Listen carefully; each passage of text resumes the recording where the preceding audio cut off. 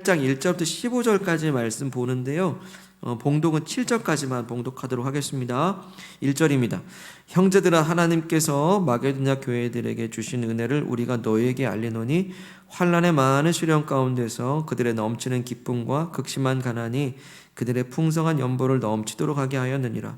내가 증언하노니 그들이 힘대로 할 뿐 아니라 힘에 지나도록 자원하여 이 은혜와 성도 섬기는 일에 참여함에 대하여 우리에게 간절히 구하니 우리가 바라던 것뿐 아니라 그들이 먼저 자신을 주께 드리고 또 하나님의 뜻을 따라 우리에게 주었도다.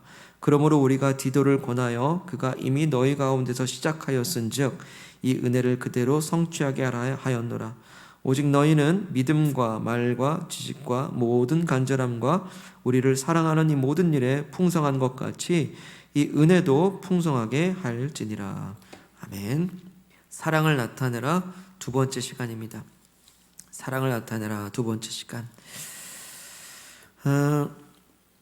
지난주 설교 말씀 제목이 뭐겠습니까? 그러면 사랑을 나타내라 첫 번째겠죠. 네.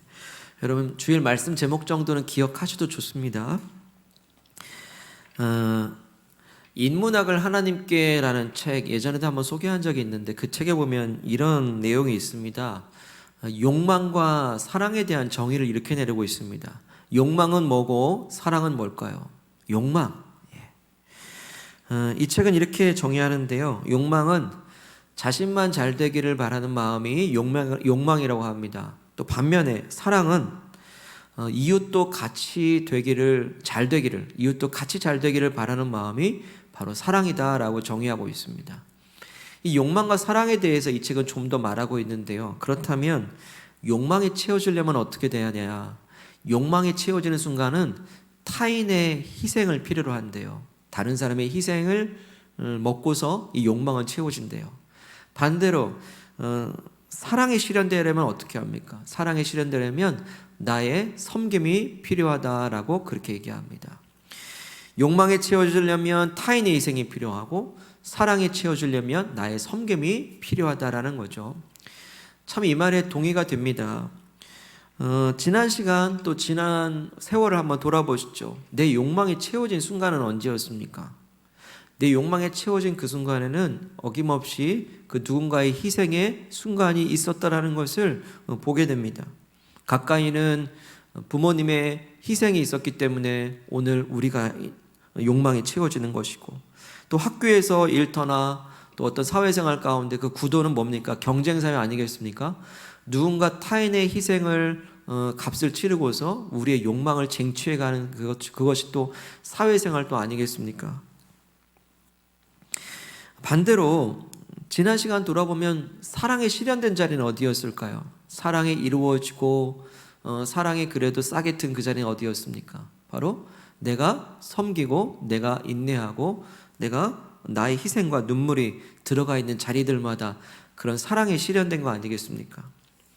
그래서 사랑은요, 나만이 아니라 이웃도 잘 되기를 바라는 마음이고, 그래서 나의 섬김이 필요합니다. 지난 한 주 돌아봅시다. 우리는 욕망과 사랑 중에 어떤 것이 실현되었습니까?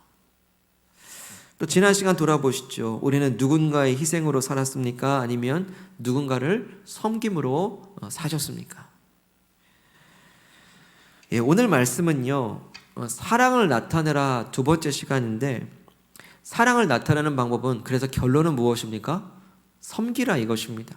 섬기는 자리에서만이 사랑은 나타날 수 있다 이거죠. 우리가 하나님을 섬기고 이웃을 섬긴다면 사랑은 나타나고 또 표현될 수밖에 없습니다. 8절 말씀 읽겠습니다. 8절 말씀 시작. 내가 명령으로 하는 말이 아니요 오직 다른 이들의 간절함을 가지고 너희의 사랑의 진실함을 증명하고자 함이로라. 예, 여기 8절 끝에 너희의 사랑의 진실함을 증명한다는 것은 이제 고린도 성도들에게 바울이 편지를 하기를 너희 사랑이 진실하냐? 그렇다면 표현해라. 너희 사랑이 진실하냐? 그러면 그 사랑을 나타내라 라고, 그리고 너희 사랑의 진실함을 증명하는 것은 너희 사랑이 나타날 때라고 이제 권면하는 겁니다.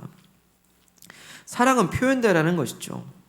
우리가 사람 관계에서도요, 사랑을 우리가 고백하게 될 때 그 사랑이 진짜라고 하는 것을 우리가 알려면 어떻게 합니까?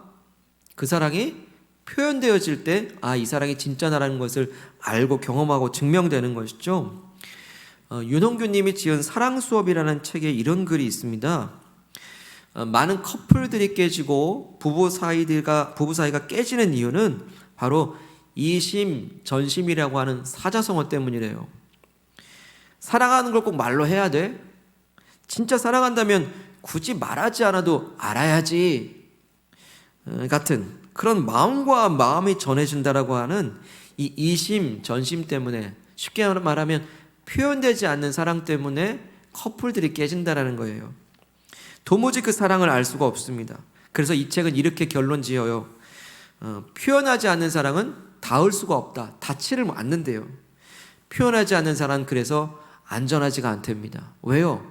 표현되지 않으니까 관계가 깨지잖아요. 어떠십니까? 여러분의 사랑은 안전하십니까? 우리의 사랑은 안전합니까? 표현되고 있습니까? 특별히 하나님과 우리와의 관계, 그 사랑의 관계 안에서 우리의 하나님과의 사랑은 안전하십니까? 다시 말해, 하나님께 우리의 사랑은 표현되고 있습니까? 안타까운데요, 오늘 말씀에서 읽게 되는 고린도 성도, 고린도 교회에는요, 하나님께 그 사랑의 마음이 잘 닿고 있지가 않은 모양입니다. 바울이 지금 거듭해서 너희 사랑의 진실함을 나타내라라고 지금 권면하고 있기 때문입니다.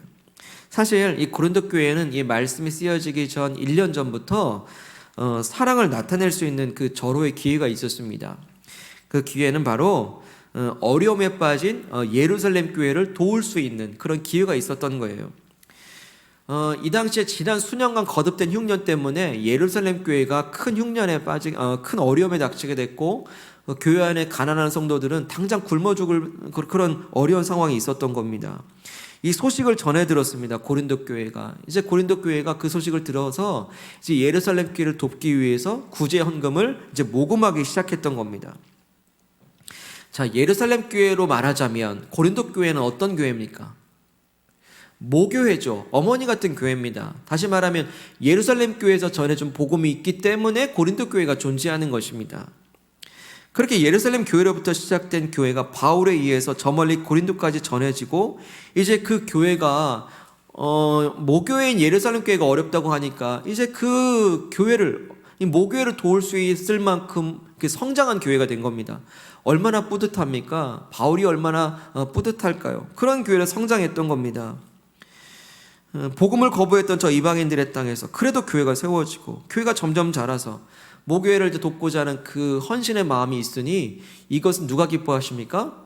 하나님이 기뻐하시는 일인 거죠. 때문에 이 고린도 교회가 예루살렘 교회를 섬기려고 하는 이것은요, 곧 예루살렘 교회의 사랑을 나타내는 일일 뿐만 아니라 하나님 앞에 그 사랑이 진실하다는 것을 하나님이 어떻게 해요? 칭찬하시고 인정하시는 기회가 되는 것이죠. 그런데 무슨 일에선지 그 첫 마음, 그 첫 열정들이 사그러들고 식어졌다라는 거예요. 하나님께 사랑을 나타낼 수 있는 그 섬김의 기회가 지금 이 말씀 속에서는 현재 지연되고 있다는 사실입니다. 이에 바울이 고린도 성도들에게 다시 권면합니다. 10절과 11절 말씀 보시면, 이 일에 관하여, 그러니까 예루살렘 교회 성도를 섬기는 거죠. 이 일에 관하여 내 뜻을 알리더니 이 일은 너에게 유익함이라. 너희가 1년 전에 행하기를 먼저 시작할 뿐 아니라 원하기도 하였은즉 이제는 하던 일을 성취할지니 마음에 원하던 것과 같이 완성하되 있는 대로 하라라고 권면하고 있습니다. 그러니까 1년 전에 이미 자원하여 먼저 시작했던 섬김의 일을 이제 끝까지 실천해라. 자, 이것은요, 단순히 섬김을 실천해라라는 것에 끝나지 않고요, 이 섬김을 통해서 하나님을 향한 사랑과 예루살렘을 향한 사랑을 나타내라라고 권면하는 겁니다. 그런즉 섬김이야말로 진짜 사랑의 표현이다라고 말하는 것이죠. 예를 들면 부부가 서로 살아간다면 어떻게 됩니까? 부부는 서로 섬겨야 돼요. 남편은 아내를 섬기고 아내는 남편을 섬겨야 됩니다. 섬기면 부부지간의 사랑이 싹틉니다. 자녀들이 부모님을 사랑한다면 부모님을 존경하고 섬김이 마땅합니다. 이웃을 사랑하고자 한다면, 동료들을, 또 학교 친구들을 사랑하고자 한다면 우리는 반드시 섬겨야 돼요. 섬길 때 사랑이 나타나니까요. 자, 이렇게 우리가 서로 섬기고 사랑하는 관계가 된다면 그 자는 어떻게 되겠습니까? 천국 같겠죠. 하나님 나라 같지 않겠습니까? 천국 같은 가정, 천국 같은 일터, 천국 같은 교회, 학교, 우리 그거 다 압니다. 정말로 우리가 섬긴다면 사랑이 나타나고 그 사랑의 자리가 천국같이 된다는 것을 우리는 다 알고 있다는 거예요. 그렇게 된다면 얼마나 좋을까요? 그런데 우리는 알고 있지만 왜 섬기지 못할까요? 왜 섬기지 못할까요? 마치 고린도 교회처럼 처음에는 열심히 섬기려 하다가 나중에 왜 섬김을 멈추게 될까요? 처음에는 우리가 열정하게 섬기려고 해요. 그런데 점점 그것이 마치 배터리 방전되듯이 섬김에 그것이 방전되는 것을 보게 됩니다. 왜 우리는 섬기지 못하고 섬기다가 멈출까요? 그 이유를 두 가지 정도로 살펴보고 싶은데요. 왜 섬기지 못할까? 그 첫 번째 이유는 우리가 빚진 마음이 없기 때문입니다. 빚진 마음이 없기 때문에 섬기질 못해요. 자, 섬긴다라는 말 한번 생각해 보죠. 이 섬긴다라는 말에 주어는 뭐가 들어가 있습니까? 자, 섬긴다 앞에 주체, 주어가 누가 들어가 있습니까? 대부분은 내가 들어가 있습니다. 내가 섬겨야지. 내가 섬긴다라는 그 주어가 나로 들어가 있어요. 그런데 내가 섬기고 내가 무엇인가 자선을 베푼다라고 생각할 때 이 마음속 안에는 이런 마음이 숨어 들어가 있는 걸 보게 됩니다. 어떤 마음일까요? 내가 뭔가 저 사람보다 더 가졌기 때문에 섬긴다라거나, 아니면 내가 좀 더 선을 베풀어야 한다라거나 어떤 신앙적인 의무감들 때문에 내가 섬겨야지라고 한다거나, 아니면 내가 저 사람보다 좀 낫지, 그래 내가 저 사람 나으니까 그런 차원에서 내가 섬겨줘야 된다는 그런 마음들이, 여러 모양들이 숨어있는 것을 보게 됩니다. 하지만 그리스도의 섬김은 달라요. 여러분, 섬김의 모양들이요 세상에도 있습니다만 그리스도인의 섬김, 교회의 섬김은 뭔가 다릅니다. 자, 그리스도의 누군가를 섬길 때는요, 내가 은혜를 받은 사람이기 때문에, 곧 내가 은혜의 빚을 졌기 때문에 섬기는 겁니다. 여러분, 교회는 자선단체가 아닙니다. 성도는 무조건 사람들에게 다 퍼줘야 되는 사람들이 그리스도인 아닙니다. 왜 교회는 섬겨야 될까요? 은혜의 빚을 졌기 때문에 섬기는 거예요. 그 빚을 갚는 마음으로 섬기는 겁니다. 성도는 왜 마땅히 섬겨야 됩니까? 그것은 내가 은혜의 빚을 졌기 때문에 은혜의 빚을 갚는 마음으로 섬기는 겁니다. 그게 바로 교회의 섬김이에요. 그것이 바로 성도가 말하는, 교회가 말하는 섬김, 성경이 말하는 섬김이라는 것이죠. 자, 내가 은혜를 받은 사람이기 때문에 은혜의 빚을 졌기 때문에 섬긴다. 자, 우리 9절 말씀 읽겠습니다. 9절 말씀. 우리 어떤 빚을 졌을까요? 9절 시작. 우리 주 예수 그리스도의 은혜를 너희가 알거니와 부유하신 이로써 너희를 위하여 가난하게 되심은 그의 가난함으로 말미암아 너희를 부유하게 하려 하심이라. 아멘. 예수님은 원래 부유하신 분이래요. 그런데 가난함을 자처하셨대요. 십자가에서 가난함을 자처하십니다. 왜요? 우리를 부유케 하시기 때문이에요. 이것은 무엇입니까? 우리가 부유케 된 것은 예수님의 가난하게 대한 그 은혜가 있었기 때문이거든요. 그래서 우리는 은혜를 빚진 사람입니다. 예수님께서 저와 여러분들을 위해서 십자가에서 가난해지셨기 때문에 우리는 죄를 용서받는 빚을 졌습니다. 죄 용서의 빚을 졌어요. 이 죄 용서 때문에 우리는 멸망의 자녀에서 하나님의 자녀가 되는 부유함을 얻게 된 줄 믿습니다. 예수님께서 십자가에서 가난해지셨습니다. 그 결과 우리는 구원이라고 하는 빚을 졌습니다. 우리가 어떻게 천국을 바랄 수 있겠습니까? 우리가 어떻게 하나님 나라를 얻을 수 있겠습니까? 하나님께서 예수 그리스도에 대한 값을 치르셨기 때문에 우리에게는 하나님 나라를 거둬주신 것입니다. 우리는 이렇게 하나님 나라를 소유한 부자가 된 것입니다. 빚을 진 거예요. 천국의 빚을 진 것입니다. 이처럼 그리스도인은 내가 예수님을 통해서 빚졌다라는 것을 아는 사람들입니다. 여러분, 그 지식이 있기를 축복합니다. 오늘 내가 누군가를 섬겨야 될 이유가 여기에 있습니다. 그 은혜의 빚을 갚는 마음으로 사는 것입니다. 은혜를 감당하는 삶을 사는 것이죠. 우리가 그 어마어마한 은혜를 우리가 하나님께 받았을 때 어떻게 하나님께 그 은혜의 빚을 다 갚을 수 있겠습니까? 그럴 수는 없겠죠. 그러나 은혜의 빚을 갚는 마음으로 사는 건 중요한 겁니다. 은혜의 빚을 갚는 마음으로 누군가를 섬기고 하나님을 섬기고 사랑하게 될 때에 하나님께서는 그때 우리를 어떻게 하십니까? 네 사랑이 진실하다 인정해 주실 것입니다. 때문에 그리스도인이 섬길 때는요, 내가 주어가 될 수 없어요.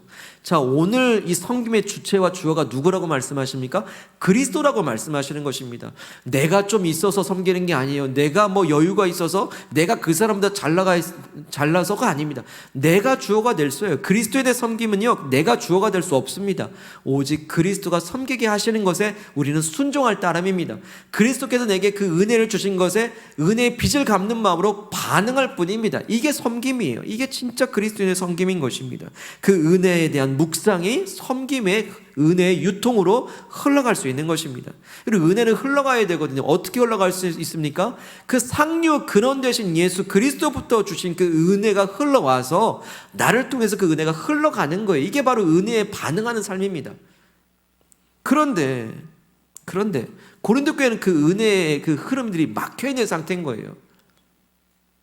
근데 반면에요, 그 은혜가 그 고스란히 흘러가는 그런 복된 교회가 있었으니 오늘 말씀에 마게도니아 교회가 나옵니다.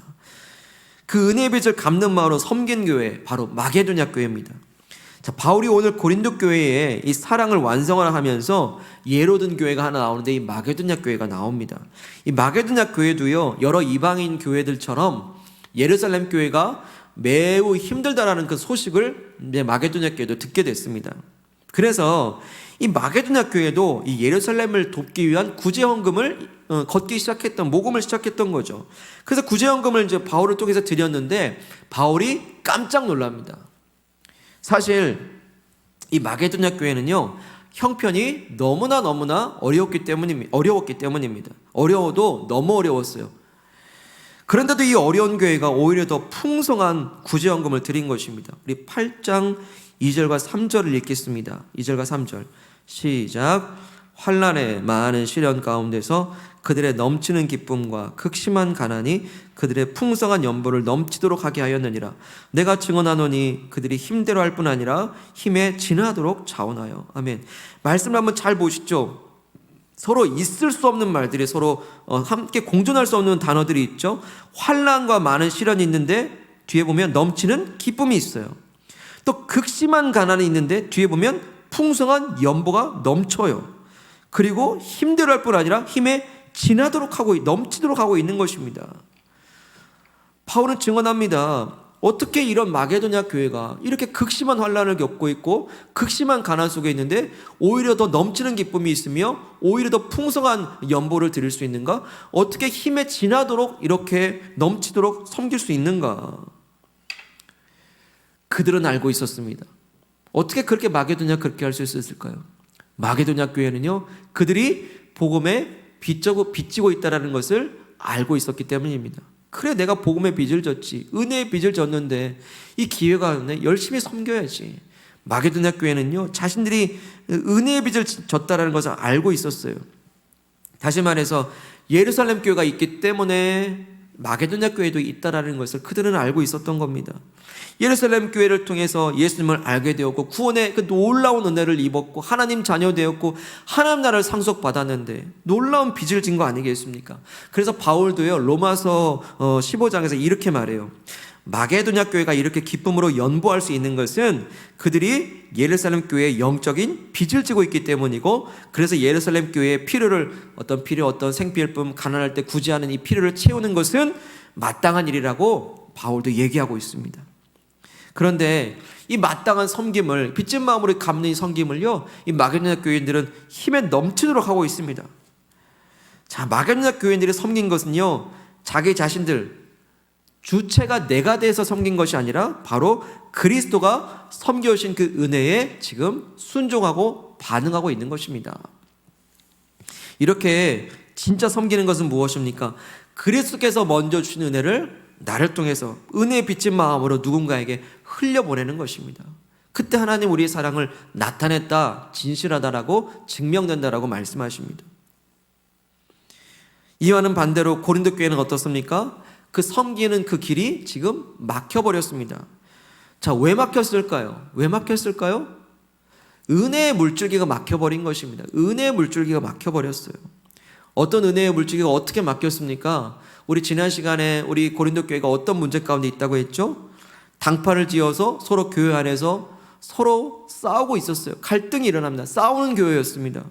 또 거짓 교사들이 들어와가지고 진리를 무너뜨리고 또 바울의 사도권, 영적 권위를 거부하더니 급기야는 바울의 전한 그 복음까지도 거부하게 되는 거예요. 그래서 심지어는 교회 성도들이 우상을 숭배하는 자도 나타나기 시작했고, 입에 담기 민망한 그런 음란한 죄도 지금 교회 안에서 막 일어났던 겁니다. 자, 이렇게 죄악이라고 하는 것이 만연한 이 교회 안에서 어떻게 은혜가 유통될 수 있을까요? 은혜가 어떻게 흘러갈 수 있겠습니까? 마치 은혜라고 하는 그 핏줄에 이 죄악이라고 하는 콜레스테롤이 막 쌓여가지고 이 피가 흐름이 막혀버린 것과 같은 겁니다. 그렇습니다. 은혜가 막힌 교회는요, 섬기지 않아요. 은혜가 막힌 성도는요, 섬길 수가 없습니다. 이미 그 안에 어떤 죄악의 콜레스테롤이 쌓였는데 어떻게 은혜가 흘러가겠습니까? 내가 주체가 된 섬김은요, 하다가 말 수 있어요. 우리 열정은 한계가 있으니까. 하지만 주님께서 주신 그 은혜를 유통시키는 사람들, 그 복음의 은혜가 있는 마게도냐 교회, 그 복음의 은혜가 머물러 있고 복음의 은혜를 늘 묵상하며 내가 복음의 빚진 자라는 것을 늘 감사하는 사람들은요, 이 빚을 갚을 길을 찾아요. 그래서 은혜는 흘러갈 수밖에 없는 겁니다. 사랑하는 여러분, 우리가 마게도냐 교회 같기를 축복합니다. 겉으로는 가난한데 하나님께는 부자 교회, 마게도냐 교회요, 우리 온 성도가 되기를 축복합니다. 겉으로는 환란이 가득해요. 근데 하나님께서는 거친 파도도 능히 헤쳐나가는 그 마게도냐 교회를 건강한 교회라고 칭해 주시고, 그런 건강한 교회가 우리 교회요, 우리 온 성도가 되기를 축복합니다. 겉으로는 눈물이 많아요. 눈물을 흘리는 상황입니다. 하지만 하나님을 섬기는 기쁨과 충만은 넘쳐나는 그런 교회, 마게도냐 교회, 우리 교회 되고 우리 온 성도가 되기를 축복합니다. 마게도냐는 그렇게 복음의 빚을 갚는 교회였어요. 은혜의 빚을 갚는 교회니까 이렇게 넘치도록 섬기죠. 우리 모두도 상황을 뛰어넘어가지고 기쁘고 자유롭고 건강하고 사랑이 넘치는 그런 교회와 성도로서 이제 섬김을 통해서 그 은혜를 유통시키고 흘려보내는 그런 선한 순환들이 일어나기를 축복합니다. 빚진 마음이 있을 때 우리는 섬길 수 있습니다. 또 한 가지, 우리는 왜 섬기지 못할까요? 왜 섬기다가 말까요? 그것은 섬김의 기회를 놓치기 때문입니다. 섬김의 기회를 놓치기 때문이에요. 이제 우리는 이렇게 생각해야 됩니다. 우리는 섬김을 기회로 여겨야 됩니다. 기회일 뿐만 아니라 섬김을 아예 특권으로 여겨야 됩니다. 그리스도의 특권은 무엇입니까? 바로 섬김인 줄 믿습니다. 이 섬김을 기회로 알아야지 섬김의 기회가 왔을 때 그것을 잡아챌 수가 있기 때문이에요. 쟁취할 수 있기 때문입니다. 오늘 마게도냐 교회가 이 섬김이라는 기회를 어떻게 마치 사냥감을 낚아채듯이 어떻게 쟁취하는지 한번 들여다보십시오.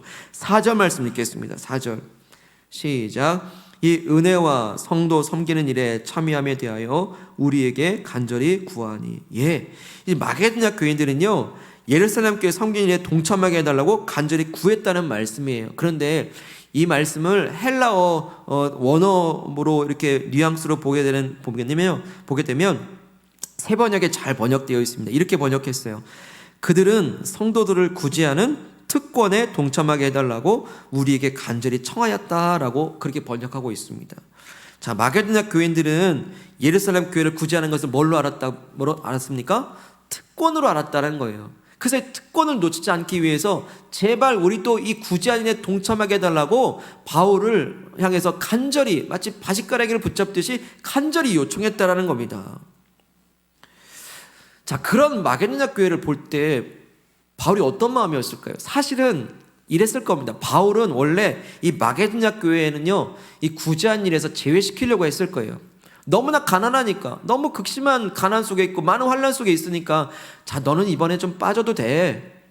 이 구제하는 일은 다른 교회가 책임질 거야. 아마 그런 마음이었을 거예요. 왜? 워낙 어려운 교회이기 때문에 오히려 도와줘야 될 교회가 마게도냐 교회였기 때문입니다. 하지만 그게 진짜 배려일까요? 여러분, 그게 진짜 배려입니까? 그래, 너 지금 어려우니까 이 구제한 일에서 제외시키는 것이 정말 그 교회를 향한 진짜 배려일까요? 아니요. 오히려 축복의 기회를 빼앗는 것이었습니다. 그 특권을 빼앗는 것이기 때문에 그래요. 그 특권을 빼앗으니 축복의 기회를 빼앗는 것이죠. 그래서 이 마게도냐 교회는요, 우리에게 특권이 아닌데 왜 제외시킵니까? 제발 우리도 이 구제에 참여할 수 있도록 이 구제의 기회, 구제의 특권을 쟁취하고 있는 것입니다. 그것도요, 다른 교회에 비할 수 없을 정도로 그 기회를 최대한 활용합니다. 최대한 활용해요. 자원하여 힘에 넘치도록 풍성하게 섬긴 겁니다. 그들은 그래서 헌금을 드린 게 아닙니다. 헌신을 한 겁니다. 헌금을 드린 게 아니라 헌신을 드린 거예요. 5절 말씀 읽겠습니다. 5절, 우리가 바라던 것뿐 아니라 그들이 먼저 자신을 주께 드리고 또 하나님의 뜻을 따라 우리에게 주었더라. 무엇을 드렸답니까? 먼저 자기 자신을 주께 드렸대요. 극심한 고난과 어려운 환련 속에서 아무리 많은 구제헌금을 드릴지라도 그것은 결국 자기 자신을 드리겠다는 마음이 아니면 안 되는, 그래서 헌금은 헌신이어야만 합니다. 헌금은요, 하나님께 헌신하는 마음으로 드리는 신앙의 고백 그 자체인 것입니다. 사랑하는 여러분, 헌신이 쉽습니까? 나 자신을 주께 드린다는 게 정말 쉬운 일입니까? 아니요, 어렵습니다. 저도 어려워요. 그런데요, 만약 그것이 기회요, 특권이라고 한다면, 그리고 그것이 내 모든 것을 던져도 아깝지 않을 기회라고 믿는다면 우리는 당연히 그 기회에 헌신하지 않겠습니까? 우리는 당연히 그 특권에 우리 모든 것을 던지지 않겠습니까? 그렇기 때문에 우리는 이 섬김이라는 기회가 얼마나 가치가 있는지를 알고 믿는 만큼 헌신할 수 있습니다. 우리는 하나님께 드린 이 가치가 얼마나 귀하고 복된 것인지, 하나님을 섬길 때 하나님이 얼마나 기뻐하시며 거기에 공짜가 없이 보상해 주신다는 걸 알고 믿고 아는 만큼 우리는 하나님께 드림에도 헌신할 수 있는 겁니다. 지난주 수요일에 쪽방과 노숙자 쉼터로 섬기는 등대교회 가서 말씀 전하고 왔습니다. 벌써 등대교회 가서 섬긴 지 꽤 시간이 되긴 했는데 그날따라 등대교회 주보를 새삼스럽게 보게 되었어요. 주보를 딱 펼쳐보니까 이 등대교회가 다른 교회와 다른 단체를 섬기는 곳이 6군데가 넘더라고요. 사실 등대교회는 예배 드려보시면 뭐 기회가 된다면 노숙하셨던 분도 계시고 쪽방이 어려운 생활 하시는 분들 계시고 또 여성들도 어려운 분들이 여성 쉼터 가운데 계신 분들이 계시는데 우리가 딱 보기에는 도움을 드려야 될 교회예요. 그런데 그런 교회가 6곳이 넘는 곳을 섬기고 그렇게 구제하고 있다는 사실입니다. 제가 많이 부끄러워졌습니다. 섬김 받아야 될 교회가 섬기고 있는 것을 보면서 아, 이게 복이구나. 그래서 등대교회가 이렇게 복된 일들을 하고 있구나 느끼게 됐습니다. 지난 주일에 헌금함에 봉투가 아니라 이런 팩에다가 동전과 지폐가 가득한 헌금이 드려졌습니다. 그래서 어떤 헌금인가 한번 알아봤더니 우리 교회 아이들이 저금통을 깨가지고 이 등대교회에 드린 이 구제 헌금이었어요. 얼마나 사고 싶은 거 많겠습니까? 얼마나 애써 오래 모은 거겠습니까? 근데 그것을 연약한 이웃들 위해서 드리고 있는 거예요. 또 여러 성도님들께서 헌금으로, 반찬으로, 또 과일로 여러 모양으로 섬기셨습니다. 이렇게 섬김 받아야 될 교회가 섬기고 있고 또 아이들이 자신의 용돈을 정성 들여 모은 저금을 그렇게 아낌없이 드리고 또 성도님들께서 돈 들여가지고 반찬하시고 섬기고 또 왜 헌금하십니까? 바로 섬김이 기회요, 섬김의 특권임을 알고 믿기 때문입니다. 여러분, 농부는 땅의 힘을 믿습니다. 땅의 힘을 믿고서 오늘도 그 믿음을 가지고 씨를 뿌립니다. 이제 열매가 날 것이다. 더 풍성히 날 것이다. 그리고 많이 맺힐 것이라는 그 기대와 그리고 기도하는 마음으로 땅의 힘을 믿고서 씨를 뿌립니다. 하물며 우리가 믿는 하나님이 땅보다 못하십니까? 우리가 믿는 하나님께 우리가 오늘 섬김을 통해 심는 것입니다. 사랑하는 여러분, 섬김은 허비되는 게 아닙니다. 어디 흩어지는 게 아닙니다. 섬긴다라는 것은 하나님의 마음과 기억에 심는 것임을 믿으시길 바랍니다. 섬김은요, 우리가 믿을 만한 분이신 하나님께 믿는 것, 하나님께 심는 것입니다. 이처럼 섬김을 기회로 알고 특권으로 알고 하나님께 심는 그 사람에게 성경은 분명히 약속하십니다. 갈라디아서 6장 7절 말씀, 스스로 속이지 말라. 하나님은 업신여김을 받지 아니하시나니 사람이 무엇으로 심든지 그대로 거두리라. 아멘. 자, 이 말씀은요, 하나님은 업신여김을 받지 아니하신다. 사람이 무엇으로 심든지 그대로 거두리라. 자, 이 말은 우리가 만약에 심지도 않고서 무엇을 얻고자 한다면 그것은 하나님을 업신여기는 것과 같다라는 그 말씀인 거예요. 우리가 하나님을 섬기지 않고 하나님께 헌신할 기회를 놓치고서 무엇을 막 거두려고 한다면 그것은 하나님을 업신여기는 것과 마찬가지라는 말씀입니다. 씨를 뿌릴 기회를 놓친 농부가 무엇을 얻을 수 있을까요? 무엇을 얻기를 기대한다는 것은 말이 안 되는 것이죠. 그래서 예수님도 이렇게 말씀하셨습니다. 예수님도요, 누가복음 6장 38절에 주라, 주라, 그리하면 너에게 줄 것이니 곧 후히되어 누르고 흔들어 넘치도록 하여 너에게 안겨주리라. 너희가 헤아리는 그 헤아림으로 너희도 도로 헤아림을 받을 것이니라고 말씀하십니다. 그러니까 우리가 섬긴다면, 준다면 하나님 걸 보시고 우리가 헤아린 그 헤아림으로 누르고 흔들어 넘치도록 우리에게 안겨주신대요. 근데 이 말씀에서 아주 독특한 표현이 나옵니다. 헤아림. 이 헤아림이란 단어의 원래 그 뜻 안에는요, 이런 뜻이 있어요. 우리가 곡물을 잴 때 쓰는 그 돼 있죠. 한 돼, 두 돼, 석 돼 하는 그 돼 있지 않습니까? 그런데 우리가 누군가를 섬길 때 그 쓴 되를 하나님이 그대로 쓰신다는 이 말씀이에요. 우리가 헤아림을 받는다라는 것은 우리가 섬김을 썼던 그 쓴 되를 하나님이 그대로 쓰신다 하면 우리는 아마 생각할 겁니다. 이런 생각 들 거예요. 좀 더 큰 되를 쓸 걸. 우리가 만약 큰 되를 쓴다면 우리가 그 쓴 되를 하나님이 그대로 누르고 흔들어 넘친다 하면 우리는 더 큰 되 쓰지 않겠습니까? 물론 하나님 앞에 계산적이 되라는 말씀은 아닙니다. 중요한 것은 하나님께서 우리의 섬김을 보장하신다라는 거예요. 우리가 누군가를 썼던 그 쓴 되를 하나님이 눈여겨보신다라는 사실입니다. 너 그 되를, 섬김의 되를 썼구나. 이리 줘봐라. 나도 누르고 흔들어 넘치도록 거기에 안겨주리라. 아멘이십니까? 하나님께는요, 섬김에는 절대로 공짜가 없습니다. 공짜가 없어요. 저도 부족하지만 섬겼을 때 부어주시는 놀라운 그것을요, 일일이 간증한다면 수도 없습니다. 여러분 섬겨보십시오. 하나님께 심으십시오. 공짜가 없으신 하나님은 누르고 흔들어 넘치도록 부어주실 것을 믿습니다. 그리 아니하실지라도 하나님 걸 기억하세요. 우리 많은 기도 응답 가운데 하나님이 이때를 보시고 어떤 응답을 주실지 어떻게 합니까? 우리는 하나님께 열심히 이 섬김을 기회를 알고 특권을 알고 열심히 하나님께 심으시는 저와 여러분들 되기를 소망합니다. 오늘 말씀을 통해서 하나님께서 이제 거듭해서 우리에게 사랑을 나타내라, 사랑을 표현하라 말씀하십니다. 사랑의 표현은 어디서 나타납니까? 섬김의 자리에서 나타난다라고 말씀하십니다. 섬김의 자리에서 우리 사랑이 진짜인지 아닌지 증명될 것입니다. 어떻게 섬길까요? 이제 내가 복음에 빚진 사람이 되어서 구원의 은혜에 빚을 진 사람이라는 것을 먼저 알기를 원합니다.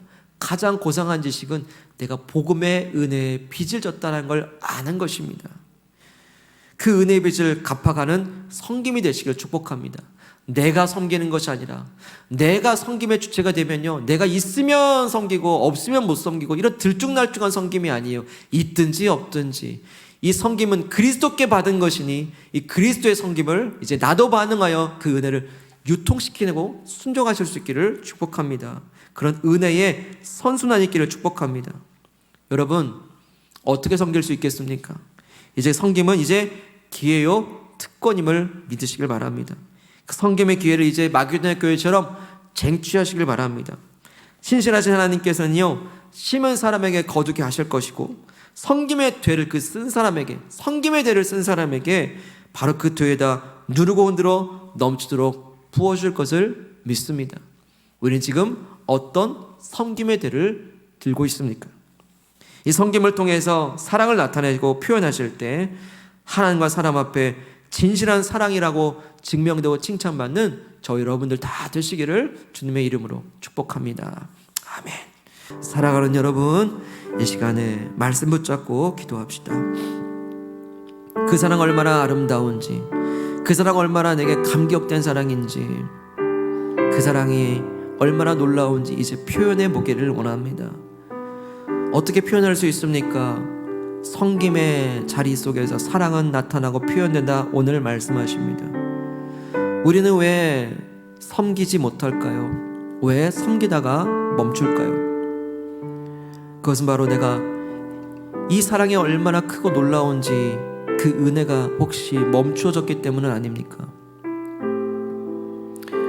어떤 죄악의 모습들이 은혜의 혈관 속에 끼고 쌓여서 그 은혜의 유통이 혹시 멈춰진 것은 아닙니까?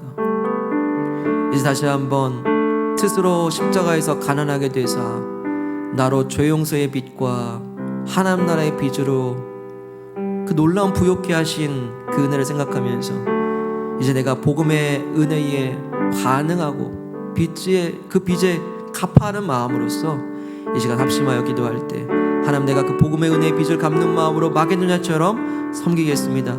내가 주체가 아닌 내 상황을 뛰어넘어 들쭉날쭉한 섬김이 아닌 그리스도의 섬김을 흘려보내겠습니다. 합심하여 기도하겠습니다.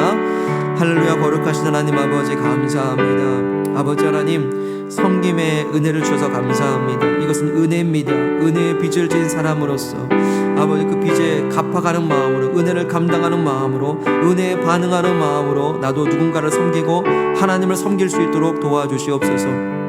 하나님 아버지, 마게도냐 교회는 헌금을 드린 게 아니라 헌신하였습니다. 자기 자신을 주께 드렸습니다. 하나님 아버지, 우리도 아버지 하나님께 드리며 이웃에게 베풀며 그 모든 일에 아버지 하나님, 그 은혜의 선한 유통이 일어나기 원합니다. 아버지, 우리가 어떤 죄 때문에 끼고 쌓여서 아버지 하나님 그 은혜가 멈추어진 것은 아닙니까? 아버지 하나님, 은혜가 다시 흘러갈 수 있게 도와주시옵소서. 은혜의 섬김의 자리가 다시 시작될 수 있도록 인도하여 주시옵소서. 우리 한 가지 더 놓고 기도하실 때에 여러분, 우리는 지금도 살아갈 때 기회가 지나가고 있습니다. 특권이 지나가고 있습니다. 그것은 바로 섬길 기회입니다. 가정에서, 일터에서, 학교에서, 또 교회에서 하나님과 사람 앞에서 우리는 어떤 섬김의 기회를 잡아야 될까요? 우리가 기도하며 성령께 의탁한다면 우리에게 성령은 그 섬길 기회를 가르쳐 주실 것입니다. 이제 마게도냐 교회처럼 그 섬김의 기회를 쟁취하겠습니다. 섬김은 곧 기회와 특권이니 하나님께 심는 것임을 믿습니다. 오늘 헤아리는 나의 그 섬김의 되가 아버지 앞에 합당하여 누르고 늘어 넘치도록 부어주신 하나님을 간증하고 찬양하는 경험들이 충만토록 하여 달라고 우리 합심하여 기도하겠습니다. 하나님 아버지, 우리에게 기회를 주시니 감사합니다. 섬김의 기회, 섬김의 특권을 우리가 쟁취할 수 있도록 인도하여 주시옵소서.